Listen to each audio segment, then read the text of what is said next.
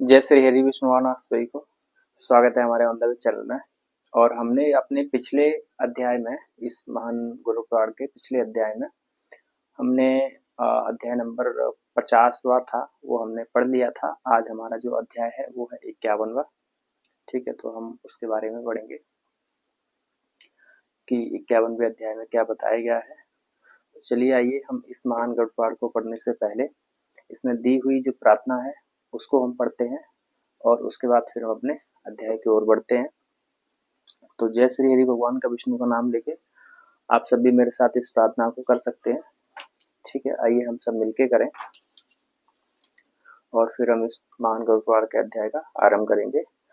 तुमेव माता च पिता तुमेव तुमेव बिंदु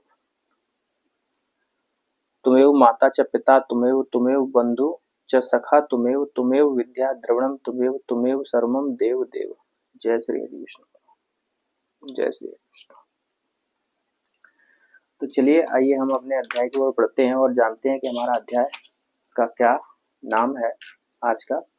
तो आज का जो हमारा अध्याय है वो है अध्याय नंबर 51, मतलब 51वां, और उसका नाम है मुक्ता के विविध भेद लक्षण और परीक्षण विधि।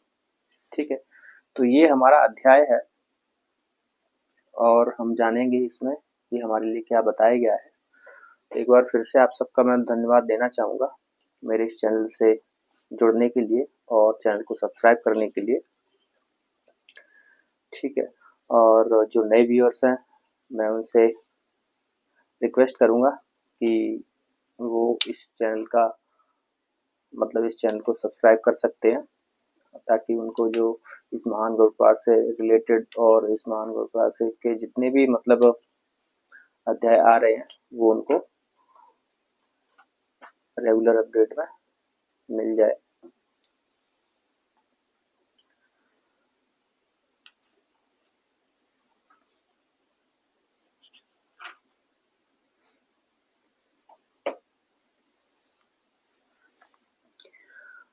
तो चलिए हम अपने अध्याय नंबर 51 जो 51वां है उसके बारे में पढ़ते हैं। मुक्ता के विविध भेद लक्षण और परीक्षण विधि। तो आप ध्यान लगा के सुने, ठीक है, और हम इसको आरंभ करते हैं जय श्री हरि विष्णु भगवान का नाम लेकर। सूत जी ने कहा, श्रेष्ठ हाथी माफ कीजिए, श्रेष्ठ हाथी जीमूत मतलब मेघ, वराह, शंख, मत्स्य, सर्प, सुक्ति तथा बांस में उत्पन्न मुक्ता फलों की संसार में प्रसिद्ध है, किंतु इनमें सुक्ति मतलब सीप में प्रादुर्भूत मुक्ताएं ही अधिक उपलब्ध है। मुक्ता शास्त्री कहते हैं कि इन मुक्ताओं में मात्र एक ही ऐसा मुक्ता होती है जिसको रत्न पद पर अधिष्ठित किया जा सकता है, वह सुक्ति से उत्पन्न होने वाली मुक्ता है। यह सूचकादि यंत्रों से वैद्य होती है, शेष मुक्ताएं अवैध है। प्राय बांस, हाथी, मत्स्य, शंख एवं बराह से उत्पन्न मुक्ताएं प्रभा विहीन होती हैं, फिर भी मांगलिक होने से वे प्रशस्त मानी जाती हैं। रत्न निर्णायक विद्वानों ने मुक्ताओं के जिन 8 प्रकारों का वर्णन किया है उनमें शंख से उत्पन्न और हाथी से प्राप्त होने वाली मुक्ता को अधम कहा है। शंख से उत्पन्न मुक्ता अपने मूल कारण के मध्य भाग में अवस्थित वर्ण के समान वर्ण वाली तथा परिमाण में ब्रहलोल फल के सदृश होती है। जो मुक्ता हाथी के कुंभ स्थल से निकलती है वह पीत वर्ण वाली एवं प्रभा विहीन होती है।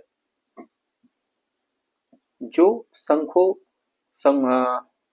शंखोद्भव मुक्ताएं हैं वे शांग्र धनुष के तुल्य वर्ण को प्राप्त पीत शंखों के श्रेष्ठ गोत्र में ही उत्पन्न होती है। जो गज मुक्ताएं हैं उनका भी जन्म विशुद्ध वंश वाले मत गजराजों में होता है। उन्हें मौक्तिक प्रभव अर्थात गज मुक्ता नाम से अभिहित हित किया गया है। इनसे प्राप्त मुक्ता पूर्णतः पीत वर्ण से युक्त एवं प्रभाव विहीन है।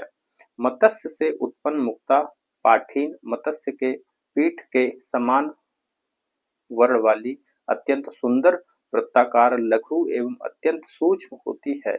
यह जलचर प्राणियों के मुखों में प्राप्त होती है। उनमें भी जो मत्स्य अथाह समुद्र की जला राशि में विचरण करते हैं वे इसके जनक होते हैं। वराह के दांत से उत्पन्न मुक्ता उनके उसके ही दंताकुरों के सदृश वर्ण वाली होती है, किंतु ऐसी मुक्ता प्रदान करने वाले विशिष्ट वराहराज कहीं किसी विशेष भू प्रदेश में ही पाए जाते हैं। बांस के पर्वों से उत्पन्न मुक्ताएं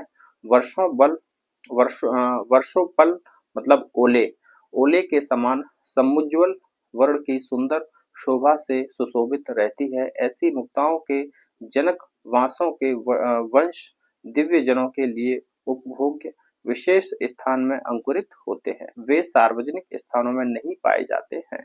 सर्व मुक्ता मत्स्य मुक्ता के सदृश विशुद्ध तथा वृत्ताकार होती है। स्थान विशेष के कारण उसकी अत्यंत उज्ज्वल शोभा होती है। इसकी कांति साड़ पर चढ़ाई गई तलवार की धार के समान अत्यंत स्वच्छ होती है। सर्पों के सिर से प्राप्त होने वाली इस मुक्ता को अर्जित करने वाले मनुष्य अतिशय प्रभाव संपन्न राज्य लक्ष्मी से युक्त तथा दुस्साध्य महान ऐश्वर्य संपन्न तेजस्वी एवं पुण्यवान होते हैं। रत्नों के गुण एवं अवगुणों को जानने की इच्छा से यदि रत्न विधियों में पूर्ण अधिकार रखने वाले विद्वानों ने की द्वारा शुभ मुहूर्त में प्रयत्न पूर्वक समस्त रक्षा विधि से संपन्न भवन के ऊपर उस मुक्ता को स्थापित करा दिया जाए तो उस समय आकाश में देव दुंदुभियों की ध्वनि परिव्याप्त हो उठती है। इंद्रधनुष की टंकार विद्यु लताओं के संघर्षण एवं संघन पयोधरों की पारस्परिक टकराहट से अंतरिक्ष आच्छादित हो उठता है। जिसके कोषागार में यह सर्प मुक्त रहती है उसकी मृत्यु सर्प राक्षस व्याधि या अन्य अभिचारिकी दोष के कारण नहीं होती है। मेघ से उत्पन्न होने वाली मुक्ता पृथ्वी तक आ ही नहीं पाती। देवगण आकाश में ही उसका हरण कर लेते हैं। उस मेघ मुक्ता के तेज की दिव्य कांति से अनावृत समस्त दिशाएं आलोकित हो उठती हैं। सूर्य के समान दे दिव्यमान उसका परिमंडल देखने में कष्ट साध्य होता है। अग्नि चंद्र नक्षत्र तथा ताराओं के तेज को तिरस्कृत करके जैसे सूर्य के कारण दिन प्रतिभासित होता है उसी प्रकार गहन अंधकार से भरी हुई रात्रियों में भी उस मेघ मुक्त का तेज इतनी दिन की प्रभा के समान ही प्रभा को विकीर्ण करता है। विचित्र रत्न कांति को प्राप्त सुंदर आभूषण को प्रशस्त बनाने के लिए जल राशि वाले चारों समुद्रों से इस मुक्ता का जन्म हुआ है। मेरा पूर्ण विश्वास है कि इसका कोई मूल्य निर्धारित नहीं किया जा सकता। यह जिसके पास रहती है वह राजा होता है। उसके राज्य की संपूर्ण भूमि सोने से परिपूर्ण होती है। कदाचित शुभ तथा महान कर्म विपाक से यदि कोई दरिद्र भी इस मेघ मुक्तिका को प्राप्त कर लेता है तो उस व्यक्ति के पास जब तक यह रहती है तब तक वह शत्रुओं से रहित संपूर्ण पृथ्वी का उपभोग करता है। यह मेघमणि मात्र राजा के लिए ही शुभप्रद है ऐसा नहीं है, अपितु प्रजाओं के भाग्य से भी इसका जन्म होता है। यह अपने चारों ओर सहस्त्र योजन पर्यंत क्षेत्र में अनर्थों को आने नहीं देती। दैत्यराज बलासुर के मुख से विशीर्ण हुई दंत पंक्ति आकाश में फैली हुई नक्षत्रमाला के समान प्रतीत होती है। विचित्र वर्णों में भी अपना विशुद्ध स्थान रखने वाली वह दंतावली आकाश से उस समुद्र की जलराशि में गिरी जो पूर्णिमा के चंद्र की समस्त षोडशकलाओं को तिरस्कृत करने में समर्थ महागुण संपन्न मणिरत्न का निधान है। समुद्र के जल में उसे सुक्ति में स्थान प्राप्त हुआ। अतः वह समुद्र की मुक्ता का प्राचीन बीज बन गया जिससे अन्य मुक्ताओं का उद्भव हुआ। समुद्र के जिस जल प्रदेश में सुंदर रत्न मुक्ता मणि के बीज गिरे, उसी प्रदेश में वे बीज फैलकर सुक्तियों में स्थित होने के कारण मुक्ता मणि मतलब मोती हो गए। अतएव सिंहल, परलोक, सौराष्ट्र, ताम्रपर्ण, पार्श्व, कुबेर, पांड्य, हाटक और हेमक ये मुक्ताओं के खजाने हैं। वर्धन, पारसिक, पाताल, लोकांतर तथा सिंह लादिकी सुक्ति मुक्ताएं प्रमाण, स्थान, गुण और कांति की दृष्टि से अन्य क्षेत्रों में उत्पन्न होने वाली मुक्ताओं की तुलना में अत्यधिक हीन वर्ण की होती है।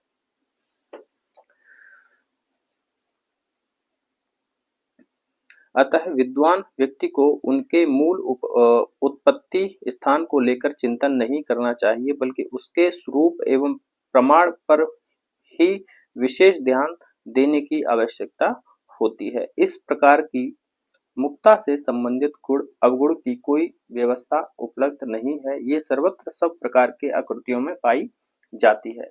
सुक्ति से उत्पन्न एक मुक्ता फल का मूल्य 1305 मुद्रा होता है। आधे तोले भार वाली मुक्ता का मूल्य उक्त मूल्य की अपेक्षा 2/4 भाग कम होता है। जिस मुक्ता का भार 3 माशा अधिक हो उसका मूल्य 2000 मुद्रा कहा गया है। 2.5 माशा परिमाण वाली मुक्ता का मूल्य 1300 मुद्रा होता है। जो मुक्ता 2 मास परिमाण की होती है उसका मूल्य 800 मुद्रा है। जिसका परिमाण आधा मास है उसका मूल्य 320 मुद्रा है। जो मुक्ता भार में 6 गुंजा के बराबर है, पंडितों ने उसका मूल्य 200 मुद्रा स्वीकार किया है। जिसका परिमाण 3 गुंजा है वह 100 मुद्रा की होती है। जो मुक्ता उक्त परिमाणों में 16वां भाग है, विद्वानों ने उसको दार्विका कहा है। उसका मूल्य 110 मुद्रा होता है। जिस मुक्ता का कथित परिमाण की तुलना में भाग 1/20 होता है, उसको विद्वानों ने भवक की संज्ञा प्रदान की है। यदि वह मुक्ता गुणहीन न हो तो उसका मूल्य 97 मुद्रा होता है। जो मुक्ता उक्त स्वाभाविक प्रमाण में 1/30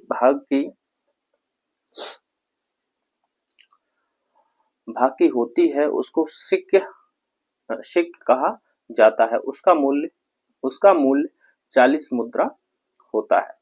जिसका परिमाण कहे गए परिमाण की अपेक्षा 1/40वां अंश हो तो 1/40वां अंश हो तो उसका मूल्य 30 मुद्रा है। जो मुक्ता 1/50वां अंश परिमित होती है उसे सोम कहा जाता है। उसका मूल्य 20 मुद्रा है। जो मुद्रा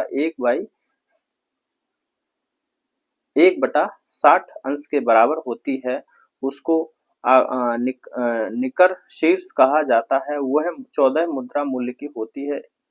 1/70 तथा 1/80 अंश परिमित मुक्ता को कूप्य नाम से अभिहित किया गया है। उसका मूल्य क्रमशः 11 और 9 मुद्रा है। विशुद्धता के लिए मुक्ताओं को अन्न पात्र अर्थात अन्न रखने वाले मटके में भरे हुए जंबीर रस में डालकर पकाना चाहिए। तत्पश्चात उनकी मूल आकृतियों को घिसकर चिक्कड़ एवं समुज्ज्वल आकार प्रदान करके उसमें यथाशीघ्र छेद भी कर देना चाहिए। सर्वप्रथम पूर्णतया आर्द्र मिट्टी से लिप्त मत्स्य पुट्टपाक और फिर विडाल पुट्टपाक में मुक्ताओं का पाचन करें। उसके बाद उन्हें चिकना और उज्ज्वल बनाने के लिए उसमें से निकालकर दूध अथवा जल या सुधार रस में पकाया जाता है। तदनंतर स्वच्छ वस्त्र में घिस कर उन्हें उज्ज्वल और चमकदार रूप प्रदान किया जाता है। ऐसा करने से वह मौक्तिक अत्यधिक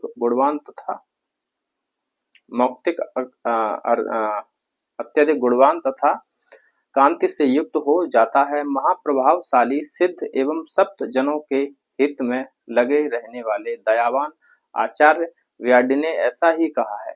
रस विशेष में शोधित वही मुक्ता शरीर का अलंकार होती है जो श्वेत कांच के समान हो, स्वर्ण जड़ित जटित हो तथा रत्न शास्त्र के अनुसार सुपरिचित होने के कारण तार मतलब कष्ट का निवारण करने वाली हो। सिंहल के देश के कुछ लजन ऐसा ही शोधनादि कार्य करते हैं। यदि किसी मुक्ता के कृत्रिम होने का संदेह हो तो उसको लवड़ा मिश्रित उष्ण स्नेह द्रव्य में एक रात रखकर सूखे वस्त्र में वेष्टित करके यथा योग्य धान्य के साथ उसका मर्दन करें। ऐसा करने से यदि उसमें विवर्ण भाव नहीं आता है तो उसको स्वाभाविक मुक्ता ही मानना चाहिए। यथोक्त प्रमाण वाली गुरु श्वेत स्निग्ध स्वच्छ निर्मल एवं तेज संपन्न सुंदर एवं वृत्ताकार मुक्ता गुण संपन्न मानी गई है। प्रमाण में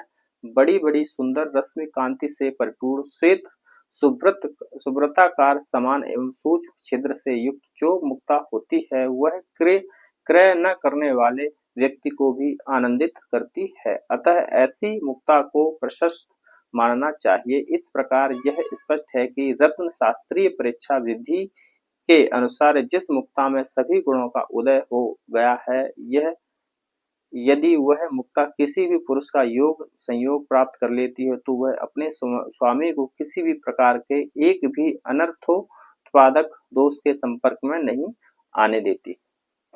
तो ये हमारा जो अध्याय नंबर था, ये हमारा अध्याय नंबर था 51वां। ठीक है, तो इस अध्याय को हमने आज समाप्त कर लिया है और हमारा जो अगला अध्याय रहेगा उसका मैं आपको नाम बता देता हूँ, पद्म राग के विविध लक्षण एवं उसकी परीक्षा। ठीक है, तो इस अध्याय को हम अगले वीडियो में पढ़ेंगे। ठीक है, और उसमें जानेंगे कि पद्म राग क्या है और विविध उसके लक्षण क्या है और उसकी परीक्षा क्या है। ठीक है, तो चलिए मिलते हैं अगले वीडियो में। बने रहें चैनल के साथ और प्लीज इस चैनल को सब्सक्राइब करें, शेयर करें वीडियो को, ताकि और भी सभी को इस महान गुण पाठ सुनने का मौका मिले। ठीक है, तो चलते मिलते हैं अगले वीडियो में। जय श्री हरि विष्णु, नमस्कार आप।